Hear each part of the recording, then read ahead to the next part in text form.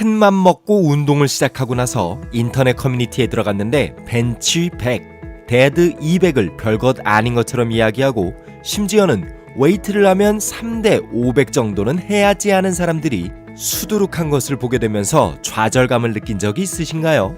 그런데 막상 헬스장에 가서 주위를 둘러보면 그런 사람들이 그렇게 많지 않은 것 같기도 하고 도대체 나는 운동을 제대로 하고 있는지 가끔 의문이 들 때가 있을 것입니다.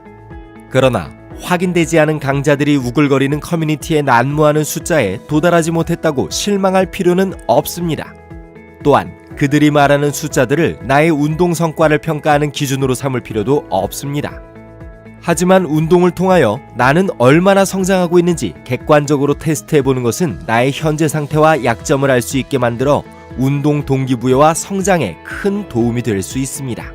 이러한 운동 측정은 크게 4가지로 나눌 수 있는데, 첫째, 신체의 사이즈나 신체 조성을 측정하는 신체 측정.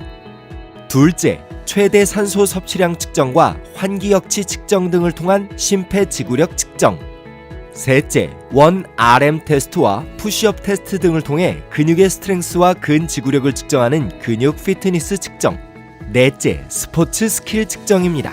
여기에서는 근육 스트렝스 위주로 비용을 들이지 않고 현재의 운동 성과를 간단하게 측정할 수 있는 방법을 살펴보겠습니다.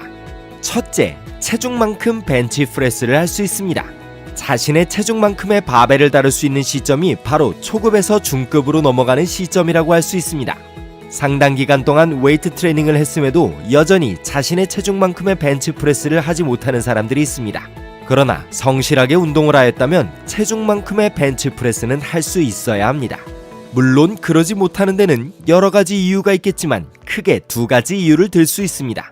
첫 번째는 여전히 제대로 된 자세를 익히지 못하거나 긴장을 유지하는 법을 익히지 못한 기술적인 부분입니다. 두 번째는 너무 다양한 운동 종목을 수행하는데 그 원인이 있을 수 있습니다. 즉, 가슴 운동의 인클라인, 덤벨 프레스, 덤벨 플라이, 기타 머신 운동 등 너무 많은 종목을 포함시키는 것입니다. 너무 많은 종목을 욕심내기보다는 먼저 자신의 체중 정도의 벤치 프레스를 할 수 있는 것이 급선무라고 할 수 있습니다. 둘째, 체중의 2배만큼 데드리프트를 할 수 있습니다. 기초적인 테스트임에도 불구하고 어떤 이는 몇 년 동안 웨이트를 해도 이를 달성하지 못할 수 있습니다. 여기에도 다양한 이유가 복합적으로 존재할 수 있는데, 악력, 자세, 긴장 유지, 부상 등이 원인입니다. 데드리프트의 경우 약간 특이한 점이 있는데, 데드리프트의 중량을 늘리기 위하여 데드리프트 운동을 할 필요가 없다는 것입니다.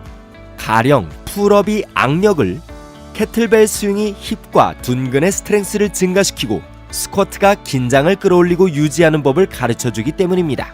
기본적인 스트렝스가 강해지면 자연히 데드리프트에 강해지게 됩니다.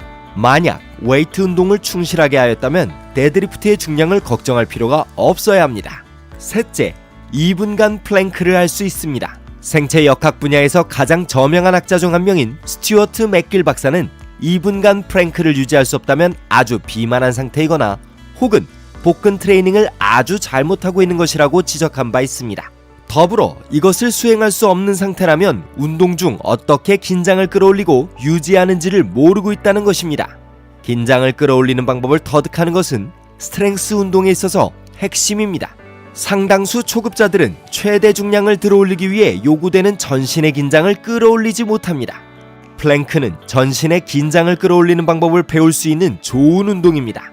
또 다른 유용한 운동은 파머스 캐리인데, 한 손에 무거운 덤벨이나 캐틀벨을 들고 걷는 것입니다. 사실상 이동식 플랭크라고 할 수 있는데, 이 운동은 신체가 움직이는 동안의 긴장이 무엇인지 깨닫게 해줄 수 있는 아주 좋은 운동입니다. 더불어 악력과 복사근에 대하여 확실하게 느끼게 해줄 것입니다. 너무 무거운 무게보다는 약 20kg 정도부터 시작하는 것이 좋습니다. 넷째, 다른 신체 부위를 사용하지 않고 바닥에 앉을 수 있고 일어설 수 있습니다. 흥미로우면서도 유명한 이 테스트는 신체의 근력과 유연성을 확인할 수 있을 뿐만 아니라 나아가 기대 수명까지 예측할 수 있다고 알려진 바 있습니다.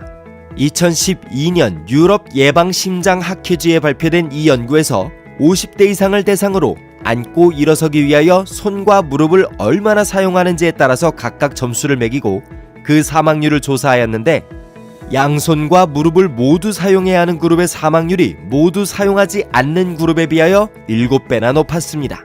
만약 50세 이하임에도 불구하고 이 테스트를 잘 수행하지 못한다면 현재의 건강 상태를 심각하게 점검할 필요가 있습니다. 다섯째, 30초간 매달려 버틸 수 있습니다. 여섯째, 자신의 키만큼 제자리 멀리 뛰기를 할 수 있습니다. 일곱째, 자신의 체중만큼 파머스 캐리를 몇 발자국 수행할 수 있습니다.